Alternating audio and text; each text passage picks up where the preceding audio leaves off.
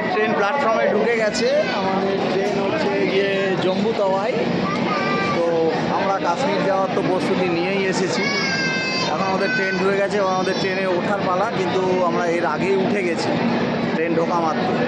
তো এখন আমরা ভেতরে গিয়ে বসেছি আর কিছু শর্ট ভিডিও করার জন্য নিচে নামলাম। দীপাও রয়েছে, দীপাও যে ওদিকে ছবি তুলতে ব্যস্ত, দীপা ওদিকে ছবি তুলতে ব্যস্ত, রাজুদাও রয়েছে, প্রিয়াঙ্কাদিও রয়েছে, অলিও রয়েছে।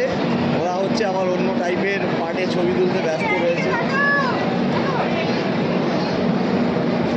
সবারই ছবি উঠছে। ও ওদিক থেকে দীপা ওইদিকে ছবি তুলে দিতে ব্যস্ত।